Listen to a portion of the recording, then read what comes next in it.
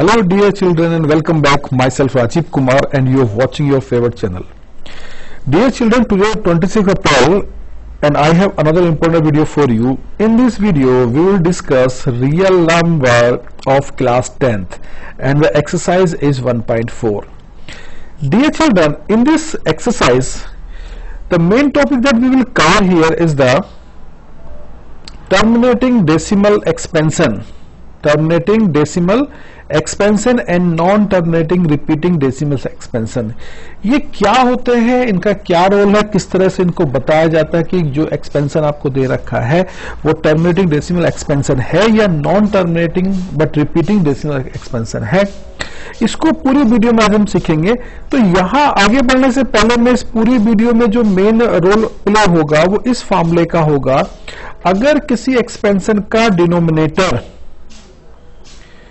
2 power m साथ ही साथ 5 power n की फॉर्म में हो, यानी कुल मिलाकर कहने का मीनिंग ये है कि अगर किसी डिनोमिनेटर में, अगर किसी एक्सपेंशन के डिनोमिनेटर में या तो केवल 2 का फैक्टर हो या केवल 5 का फैक्टर हो या 2 और 5 दोनों का फैक्टर हो, इसके अलावा अगर कोई फैक्टर्स आता है तो वो non terminating repeating decimal expansion कहलाएगा। ये इस पूरे वीडियो का मेन कॉन्सेप्ट है। इस पूरे वीडियो का, इस पूरी एक्सरसाइज का जो मेन कॉन्सेप्ट है वो यही है कि डिनोमिनेटर की फॉर्म क्या है। तो चलिए आगे बढ़ते हैं, बन रही मेरे साथ इस वीडियो में। देखिए क्वेश्चन नंबर 1 में ये कहा गया, without actually performing the long division, state whether the following rational numbers will have a terminating decimal expansion or a non-terminating repeating decimal expansion। तो हमें जो यहां पे सीखना है वो ये सीखना है कि क्या डिनोमिनेटर में केवल 2 के फैक्टर हैं या 5 के फैक्टर है या दोनों के फैक्टर है। उसी के रिजल्ट के बेस पर यह तैयार होगा कि वो किस कैटेगरी में आता है। तो बच्चों यहां हम लोग जो सीखना चाह रहे हैं उसके लिए देखिए, यहां जैसे पहला क्वेश्चन आप देखें, पहले क्वेश्चन को मैंने बहुत अच्छे ढंग से आपको एक्सप्लेन करने की कोशिश की है। देखिए यहां जो दिया गया है उसमें आपको दे रखा है 13 अपॉन 3125।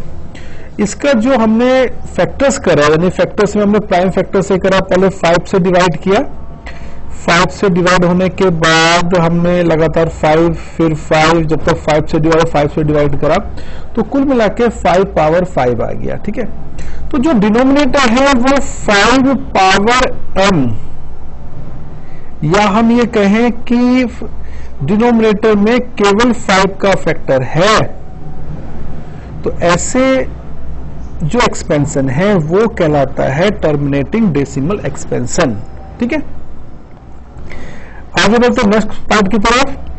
नेक्स्ट पार्ट में देखिए यहां पर जो फैक्टर्स निकल के आ रहा है वो केवल 2 का फैक्टर है, तो ये कहलाएगा टर्मिनेटिंग डेसिमल एक्सपेंशन। यानी 8 के जब फैक्टर्स करेंगे तो 2 पावर 3 आएगा, तो ये कहलाएगा टर्मिनेटिंग डेसिमल एक्सपेंशन कहलाएगा। ठीक है, पार्ट नंबर चलते हैं हम यहाँ पे थर्ड पार्ट की तरफ।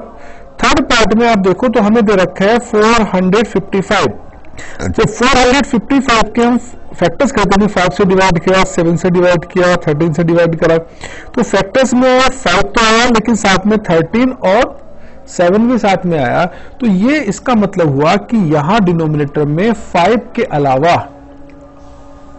अदर्स फैक्टर मौजूद हैं, तो ये कहलाएगा non terminating but repeating decimal, यानी कि the denominator is not of the form of 2 power m into 5 power n, यानी कि डिनोमिनेटर 2 पावर m और 5 पावर n की फॉर्म में नहीं दिया गया है, तो ये कहलाएगा non terminating but repeating decimal कहलाएगा। पार्ट नंबर 4 की तरफ बढ़ते हैं। पार्ट नंबर 4 में बच्चों फैक्टर आप लोग कर लेंगे आराम से, मैंने डायरेक्ट फैक्टर कर रखे हैं, तो यहाँ 2 पावर 6 आएगा और 5 पावर 1 आएगा। तो क्लियर सी बात है कि डिनोमिनेटर में जो फैक्टर्स है वो किसकी फॉर्म में है, 2 पावर m 5 पावर m की फॉर्म में है, तो ये रिपीटिंग डेसिमल एक्सपेंशन कहलाएगा। नेक्स्ट पार्ट की तरफ बढ़ते हैं। नेक्स्ट पार्ट नंबर 5 देखिए। देखो फिफ्थ पार्ट में जो फैक्टर्स है आपको पता है कि 343 जो होता है 7 का क्यूब होता है, तो ना तो फैक्टर यहाँ पे 2 है और ना ही 5 है, साथ में 7 और आ रहा है, ठीक है। तो क्या कहलाएगा ये? Non terminating but repeating decimal. तो यहां जो हमने फिफ्थ पार्ट अब तक कर लिए हैं, इन फिफ्थ पार्ट में बच्चों आपने ये सीख लिया होगा, अगर डिनोमिनेटर में केवल 2 का फैक्टर हो या केवल 5 का फैक्टर हो या 2 और 5 का फैक्टर हो, इसके अलावा कोई और फैक्टर आ रहे हैं, तो वो कहलाता है non terminating but repeating decimal expansion, वो कहलाता है। पार्ट नंबर 6 देखिए। पार्ट नंबर 6 में क्लियरली विजिबल है आपको 2 पावर 3 और 5 पावर 2 है। किसकी फॉर्म है ये? 2 पावर m 5 पावर m की फॉर्म में, तो ये कहलाया टर्मिनेटिंग डेसिमल एक्सपेंशन कहलाया। 7th पार्ट में यहां एक्स्ट्रा वैल्यू जो हमारे पास आ गई है वो 7 पावर 5 आ गई है, जिसने हमारी फॉर्म को बिगाड़ दिया है, तो ये कहलाएगा non terminating but repeating decimal expansion कहलाएगा। पार्ट नंबर 8, यहां बच्चों देखो जब हमने इसको डिवाइड किया 3 से, तो ये 2 आ गया, ये 5 टाइम्स गया, तो यहां केवल क्या है? केवल किस चीज का फैक्टर है? केवल 5 का फैक्टर है, यानी कि ये इस रूल को 2 पावर m 5 पावर n के कॉन्सेप्ट को फॉलो करता है, तो ये कहलाया टर्मिनेटिंग डेसिमल एक्सपेंशन कहलाया। नेक्स्ट आगे बढ़ते हैं। पार्ट नंबर 9 और 10 मेरे पास दे रखा है, सामने आपके स्क्रीन पे आया हुआ है। यहां हमने जब इसको 5 से डिवाइड किया तो 7 ऊपर आया, 10 नीचे आया, तो ये 7 अपॉन 2 इंटू 5, तो कौन सी फॉर्म का है ये? डिनोमिनेटर जो फॉर्म है वो है 2 पावर m और 5 पावर n का फॉर्म है, तो ये हमारा कहलाया टर्मिनेटिंग डेसिमल एक्सपेंशन कहलाया। 10th पार्ट में ध्यान से देखें, इस 10th पार्ट के अंदर जो हम लोग यहां पर आपको बताना चाह रहे हैं उसको ध्यान से देखें। यहां जो हमने फैक्टर्स करे, तो फैक्टर्स करने के बाद यहां पर एक तो 3 हमारा फालतू आ रहा है, एक हमारा 7 फालतू आ रहा है, यानी कि 2 और 5 के साथ अदर फैक्टर 3 और 5 भी आ रहे हैं, तो ये क्या कहलाया? Non terminating but repeating decimal expansion कहलाया। क्वेश्चन नंबर 2 में यहां एक पॉइंट ये कहा गया कि क्वेश्चन नंबर 2 में कहा गया write down the decimal expansion of these rational numbers in question 1 our which have a terminating decimal expansion. तो जितने डेसिमल जो टर्मिनेटिंग डेसिमल एक्सपेंशन थे उनको डेसिमल में कन्वर्ट करना है, यानी कि उनको डेसिमल में कन्वर्ट करके लिख देना है। तो बच्चों ये जैसे फर्स्ट पार्ट था जिसका एक पार्ट नंबर 2 था, पार्ट नंबर 4 था, पार्ट नंबर 6 था, पार्ट नंबर 8 और पार्ट नंबर 9 था।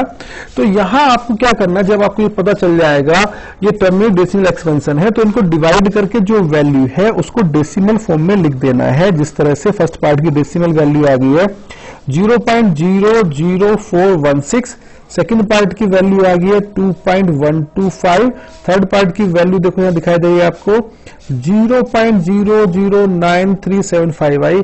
बच्चों ये सारी की सारी वैल्यू आप इजीली डिवाइड कर सकते हैं, क्योंकि 10th स्टैंडर्ड में आके ये वाली वैल्यू आप आराम से डिवाइड कर सकते हैं।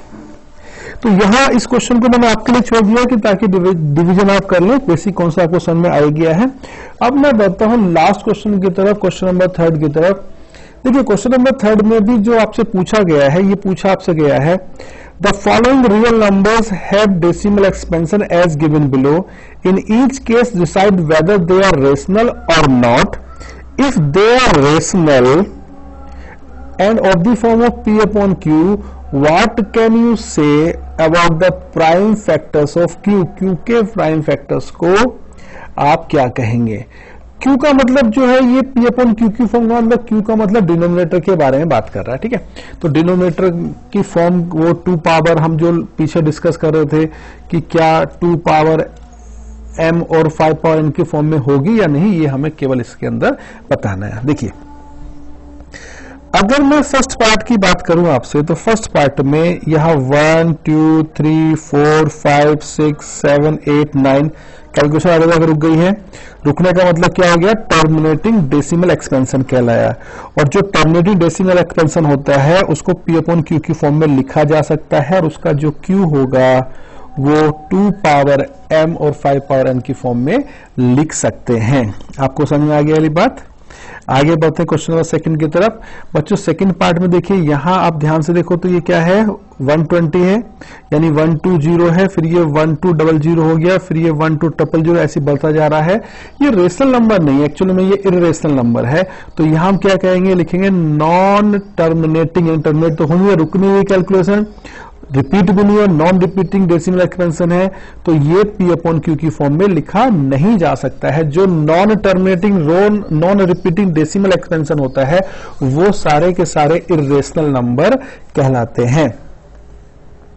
पार्ट नंबर थर्ड की तरफ बढ़ते हैं, लास्ट पार्ट की तरफ बढ़ते हैं। यहां पे देखिए, यहां जो बार आपको दिखाई दे रहा है, यहां मैं इसको अगर आपको समझाऊं ऊपर, तो ये जो आपको बार दिखाई दे रहा है, ये इसका मतलब है कि ये रिपीट हो रहा है नंबर, यानी कि 1 2 3 4 5 6 7 8 9 आने के बाद फिर से नंबर रिपीट हो जाएगा।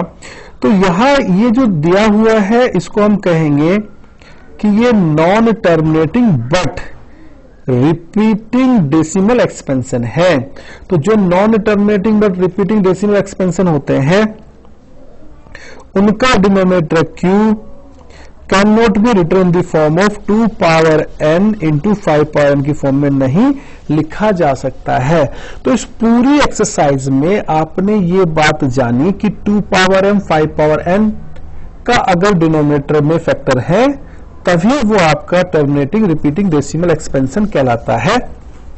ठीक बात है, यानी कि उसको हम जो टर्मिनेटिंग वाली बात हम करते हैं, टर्मिनेटिंग वैल्यू वाली बात करते हैं, वो वैल्यू यहां पे कहलाती है। तो दोनों हमने पॉइंट पढ़े, एक टर्मिनेटिंग वाला कॉन्सेप्ट पढ़ा, एक नॉन टर्मिनेटिंग वाला कॉन्सेप्ट हमने यहां पे पढ़ा। तो उम्मीद करता हूं कि मेरे पढ़ाया हुआ आपको समझ में आया होगा। डियर चिल्ड्रन, अगर आपको मेरा पढ़ाया हुआ समझ में आया है, ये वीडियो आपको पसंद आई है, तो प्लीज मेरे वीडियो को लाइक करें, मेरे चैनल को सब्सक्राइब करें, साथ ही साथ अपने दोस्तों के साथ शेयर करें। मैं मिलता हूं कल एक नए वीडियो के साथ। Till then, stay fit, stay healthy, keep learning. जय हिंद, जय भारत।